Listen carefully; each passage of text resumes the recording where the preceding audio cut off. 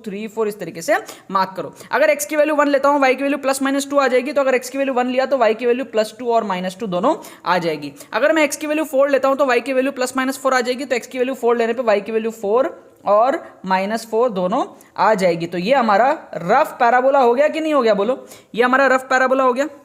All right, hello friends, welcome to yours YouTube channel. मैं आयुष राठी आपका बहुत बहुत स्वागत करता हूं ट्रिक्स एंड चीट कोड्स के एक और नए एपिसोड में। और इस वीडियो में मैं आप लोगों को सिखाऊंगा कि एग्जाम में तुक्का मारने का सही तरीका क्या होता है, किस तरीके से आप लोग गेसिंग कर सकते हो, इंटेलिजेंट गेसिंग।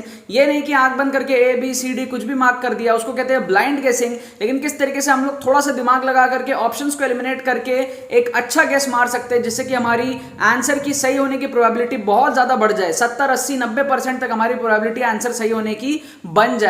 तो जल्दी से वीडियो को लाइक करके चैनल को सब्सक्राइब करके AR स्क्वाड का हिस्सा बन जाओ। उम्मीद करते हैं कि आपको ये वीडियो पसंद आएगी।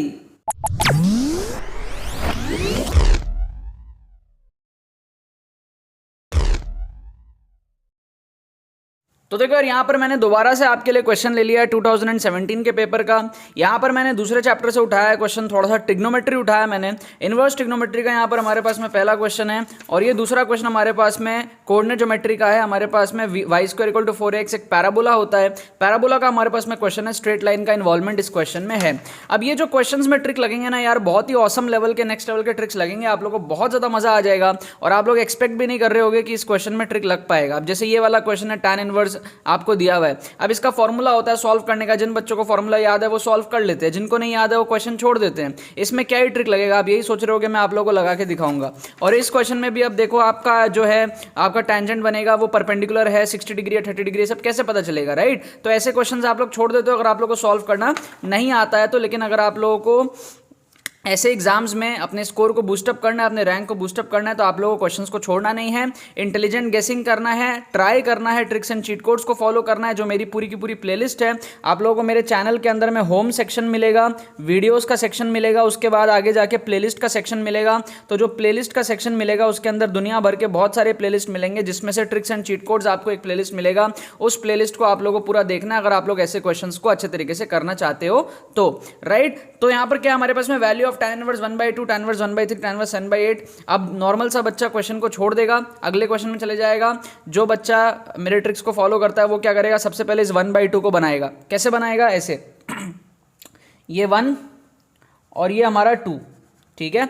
फील आ रहा है 1 और 2 का, अंदाज फील आ रहा है ना, अंदाज फील आना चाहिए आपको, ठीक है। ये 1 और 2 ये आपको फील आ रहा है। अब ये आपका सोचो, ये θ1 है, ये θ1 कितना लग रहा है आपको, 25-30 के आसपास लग रहा है। एंगल कितना लग रहा है, 25-30 डिग्री के आसपास लग रहा है। फील क्या आ रहा है, एग्जैक्टली क्या है वो मैं नहीं पूछ रहा हूँ, फील क्या आ रहा है, राइट। अब इसके बाद में अपन को 1/3 भी चाहिएगा, तो 1/3 के लिए क्या करेंगे, बेस को हम लोग एक और बढ़ा देंगे और हाइट को सेम रखेंगे। बेस को एक और बढ़ा देंगे, हाइट को सेम रख के ये इस तरीके से हमारा बनेगा, राइट।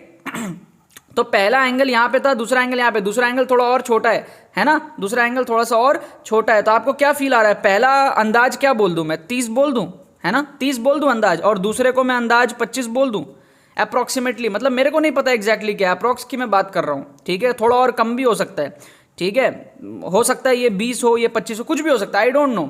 लेकिन फील क्या आ रहा है, tan इनवर्स 1/2, 1/2 मतलब tan थीटा क्या होता है, परपेंडिकुलर बाई बेस। तो परपेंडिकुलर को 1 ले लिया, बेस को 2 ले लिया मैंने।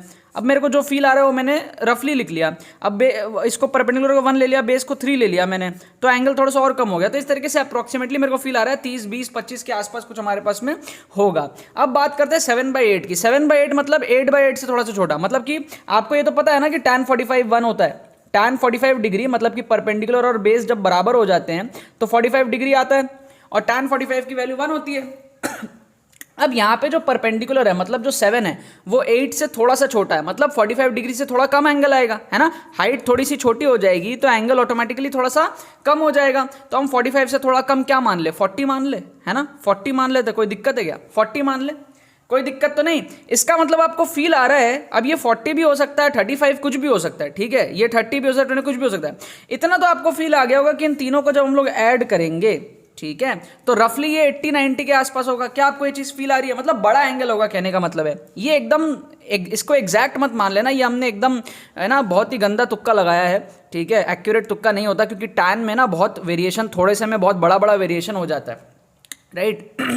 तो आप सोचो tan 45 1 होता है और tan 90 अनडिफाइंड हो जाता है। तो सोचो 45 से 90 तक जाते जाते वो पूरा इन्फिनिटी तक पहुंच जाता है, राइट तो इतना तो फील आ गया हमारे पास में कि यार इन तीनों को अगर हम लोग ऐड करेंगे तो रफली 80 90 100 के आसपास होगा। क्या आपको फील आ रहा है? 40 30 70 80 90 95 हो गया है, ठीक है। तो आपको क्या फील आ रहा है कि ये कुछ 80 90 ऐसा कुछ अराउंड रहेगा, मतलब कि आपका जो एंगल है ये कुछ इस तरीके का बनेगा, मतलब बड़ा एंगल बनेगा। सिंपल फंडा में ये कहना चाहता हूं कि बड़ा एंगल बनेगा, ठीक है। तो बड़ा एंगल अगर बनेगा तो अब आप ऑप्शंस में देखो, tan इनवर्स 7/8, tan इनवर्स 7/8 तो यही हो गया, तो ये तो पॉसिबल ही नहीं है ना, ये तो 40 डिग्री के आसपास हो जाएगा, तो ये तो पॉसिबल ही नहीं है ना। अब देखो आपके 3 ऑप्शन tan के थे, एक ऑप्शन cot का था, तो हाई प्रोबेबिलिटी ये बनती है कि tan में से आंसर जरूर रहा होगा, तभी इन लोगों ने 3 ऑप्शन tan के दिए हैं। तो एक बार के लिए cot को इग्नोर करो। अब tan 15 भी है और tan 15/24 भी है, तो 15/24 मतलब क्या हो जाएगा? 15/24 हमारे पास में ये आपका 15/24 अगर 15/30 होता तो 1/2 होता। अब ये 24 थोड़ा सा कम है तो ये वैल्यू थोड़ी सी बड़ी हो गई है ना, थोड़ी सी ये वैल्यू बड़ी हो गई, मतलब ये वैल्यू 0.5 से थोड़ी सी बड़ी हो गई, लेकिन बहुत ज़्यादा बड़ी नहीं है, ध्यान दो। 15/24 अगर आप करोगे तो ये 3 5 3 8 हो जाएगा, है ना। 5/8 है आपका, ठीक है ना, 5/8 अगर आप इसको करते हो तो ये आपका हो जाएगा 8 6 48, ठीक है। ये 0.6 समथिंग है, मतलब 0.5 के आसपास ही है ना, और 0.5 के आसपास है मतलब कि ये इस वाले के आसपास है ना, 1/2 के आसपास है, मतलब कि ये 25-30 डिग्री के आसपास है, मतलब ये भी करेक्ट आंसर नहीं होगा।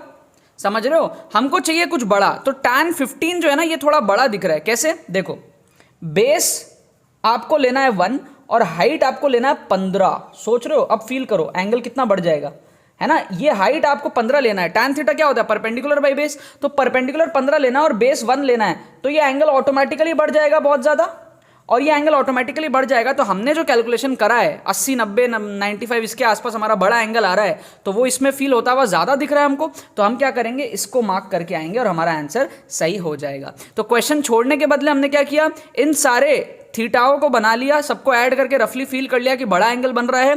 ये 7/8 और ये छोटे छोटे एंगल दे रहे थे, कॉट वाला उल्टा ही हो जाएगा tan का, ठीक है, और एक ही ऑप्शन कॉट का है तो कम प्रोबेबिलिटी बनती है उसकी होने की। तो इस तरीके से हम लोग इंटेलिजेंट गेसिंग क्वेश्चन में कर सकते हैं और हमारा आंसर सही हो जाएगा। नेगेटिव मार्किंग वीआईटी में है ही नहीं, तो you should go for it. आपने ऑप्शन 2 तो एलिमिनेट कर ही लिए, है ना, अच्छे से आपको फील भी आ रहा है कि tan इनवर्स 15 होना चाहिए, तो you should go for the answer, right. अब नेक्स्ट क्वेश्चन हम लोग देखते हैं। नेक्स्ट हमारा कोऑर्डिनेट ज्योमेट्री का क्वेश्चन है। ट्रिग्नोमेट्री हमने देख लिया, कोऑर्डिनेट ज्योमेट्री में हमारे पास में पैराबोला का क्वेश्चन हमको कह रहा है tangent lines to the curve, एक कर्व है y² = 4x। अब आपको पता है ये पैराबोला होता है, राइट।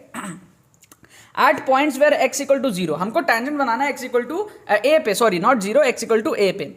अब वो पैरेलल होगा, परपेंडिकुलर होगा, क्या होगा, ये सब आपको सोचना है। अब देखो बहुत सारे बच्चों को प्रॉपर्टीज वगैरह पता होते हैं तो वो तो डायरेक्ट मार्क कर देते हैं आंसर, लेकिन जिसको नहीं पता है वो क्वेश्चन छोड़ देता है। अब क्वेश्चन छोड़ना नहीं है, आपको बना के देखना है। देखो y² = 4ax बोला है ना, आप a की वैल्यू 1 ले लो ना, क्या दिक्कत है, आप a की वैल्यू 1 ले लो, तो y² = कितना आ जाएगा, 4x आ जाएगा, है ना। अब आप इस पैराबोला को ड्रॉ भी तो कर सकते हो, कोई दिक्कत थोड़ी है यार, आप मेरे स्टूडेंट हो, आप सब कुछ कर सकते हो, है ना। अगर आप यहाँ पर x की वैल्यू 1 लेते हो तो y की वैल्यू ±2 आ जाएगी।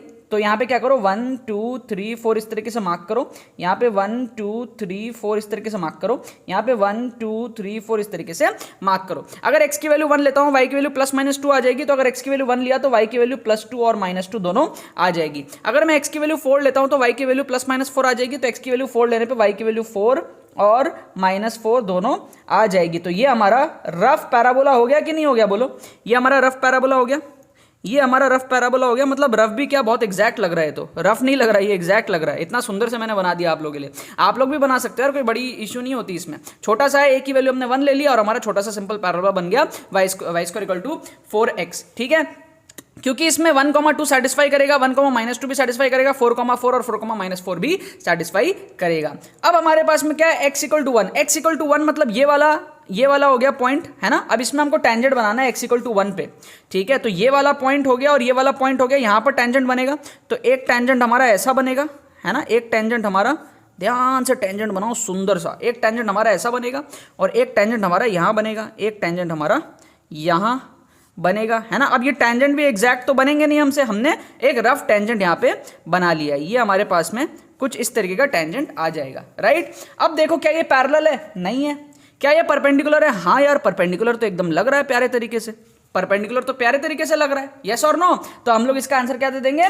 परपेंडिकुलर दे देंगे। 60 डिग्री 30 डिग्री ये सब छोटे एंगल है, यहाँ पे हमको दिख रहा है कि एंगल काफी बड़ा है, ये इस तरीके से हमारा जो है बन रहा है, तो ये 60 से बड़ा ही दिख रहा है अपन को, ठीक है। अगर आपको फील नहीं आ रही तो एक बार और बना के देख लो, और अच्छे से बना के देख लो, है ना। ये मेरे को आराम से जो है 60 से काफी बड़ी फील आ रही है। देखो 30 डिग्री होता है रफली इतना, फिर ये 45 होता है, फिर ये 60 होता है, फिर ये 90 होता है, ठीक है। इसी को आप घुमा दिए तो ये परपेंडिकुलर दिख ही तो रहा है, ये दोनों म्यूचुअली परपेंडिकुलर दिख तो रहे हैं, ठीक है। एटलीस्ट 30 तो आपको एलिमिनेट हो ही जाएगा, 30 तो एलिमिनेट हो ही जाएगा। अब कुछ बच्चों का डायग्राम अगर सही से नहीं बना है तो उनको 60 की फील आ सकती है, और कुछ बच्चों को परपेंडिकुलर की फील आ सकती है, लेकिन अगर आप सही से डायग्राम बनाओगे तो आपको ज्यादा फील जो है वो परपेंडिकुलर की आएगी, और आप इस तरीके से इंटेलिजेंट गेसिंग परपेंडिकुलर मार्क कर सकते हो। मतलब मेरा कहने का मतलब है आप लोग ब्लाइंड गेसिंग मत करो, तुक्का मार देते हो आप लोग, ABCD कुछ भी मार्क करके आ जाते हो, वो काम ना करके आप ये काम करो, ऑप्शंस को एलिमिनेट करके एक इंटेलिजेंट गेस करो, तो आपकी सही होने की प्रोबेबिलिटी काफी ज्यादा बनती है। तो यहां पर हमने ट्रिग्नोमेट्री का क्वेश्चन देखा था, डायग्राम बना के बहुत अच्छे से आपको समझ में आया होगा, और इस वाले क्वेश्चन में भी हमने डायग्राम बना के ऑप्शंस को एलिमिनेट करके एक तुक्का ही लगाया, काइंड ऑफ एक इंटेलिजेंट गेसिंग लगाया है, ब्लाइंड गेस नहीं किया, इंटेलिजेंट गेस करके अपने आंसर को सही किया। बाकी तो बस यही बात है। तो यार आई होप आपको पसंद है कि आपने कुछ सीखा होगा, ट्रिक्स कैसे लगते हैं एग्जाम में, तुक्के कैसे मारते हैं, इंटेलिजेंट गेसिंग क्या होते हैं, इन सब चीजों का आपको आइडिया लगा होगा। अगर आपको ये वीडियो पसंद है इस वीडियो को लाइक करना मत भूलना, और शेयर करना मत भूलना बाकी सारे फ्रेंड्स के साथ में, ताकि वो भी इस प्लेटफॉर्म का मजा उठा सके। बाकी तो बहुत बहुत धन्यवाद वीडियो को देखने के लिए, बने रहिए यार।